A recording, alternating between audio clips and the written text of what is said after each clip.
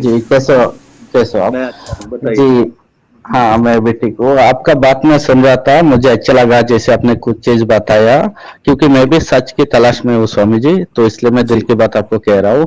आपने जी, जो धन्यवाद। कास्ट सेम के ऊपर कुछ बात कहा कि ये जो ऊंच-नीच हमको खत्म करना चाहिए और इस तरह की चीज़ होना नहीं चाहिए, ये मैं आपसे जी, मतलब एग्री करता जी। हूँ।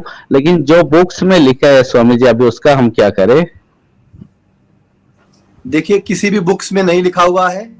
जो लोग कोड करते हैं और इस तरह की बातें करते हैं, वो गलत बोलते हैं। मनुस्मृति 1919 में जो है प्रक्षेपित हुई थी। मैंने पिछले स्ट्रीम में उसके सबूत दिखाए थे। मेरे पास जो मनुस्मृति है, मेरे पास जो वाल्मीकि रामायण, कहीं भी कुछ भी ऐसा नहीं लिखा हुआ है। मेरी एक पिछली स्ट्रीम देख लीजिए, मैंने वेदों से, मनुस्मृति से, भगवत गीता से, वाल्मीकि रामायण से और अन्य अन्य ग्रंथों से इस बात को साबित किया है कि वर्ण व्यवस्था जन्म से नहीं होती है, कर्म से होती है। और जन्म लेते ही जो किसी के घर में भी बच्चा पैदा हो वो शूद्र होता है, क्योंकि वो सेवा भाव में लगा रहता है 25 साल तक। ज्ञान अर्जित करता है तो गुरु की सेवा करता है, माता पिता की सेवा करता है, समाज की सेवा करता है। जो सेवा करने वाला है, जो नौकरी पेशा है, उसको शूद्र कहा गया है। उसके बाद 18 साल की उम्र में सबका एक एग्जाम होता है। उस एग्जाम में जिसके 70% से ऊपर नंबर आते हैं, उसको ब्राह्मणत्व के लिए छोड़ दिया जाता है, उसके स्पेशल एजुकेशन होता है। जिसके 60% और सर के बीच में नंबर आते हैं, उसको क्षत्रिय बनाया जाता है।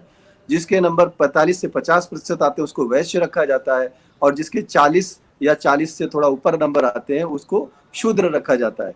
और ये भी लिखा हुआ है हमारे वेदों में कि एक व्यक्ति अपने जीवन काल में अपनी योग्यता को बढ़ाकर अपना वर्ण चेंज कर सकता है। जैसे आज की व्यवस्था है, आज की व्यवस्था में कोई आप जैसे कोई नौकरी कर रहे हैं, आईएएस की नौकरी आप कर रहे हैं। आपका मन किया यार कि आप नौकरी कर रहे हैं, चाहे आईएएस है, चाहे पीसीएस है, चाहे कितने भी बड़े ओहदे में हो, आप शूद्र कहलाएंगे सनातन की नजर में। ठीक है, आपका मन किया यार नौकरी छोड़ देता हूँ, व्यवसाय कर लेता हूँ, तो आप डायरेक्ट शूद्र से वैश्य बन जाएंगे।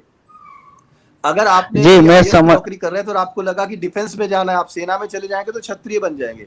और आपको लगा यार कि मुझे जीवन में वैराग्य हासिल करना है, मुझे धर्म के बारे में जानना है और धर्म की पढ़ाई करनी है, तो आप सब कुछ त्याग के जो है ब्राह्मण बन जाएंगे।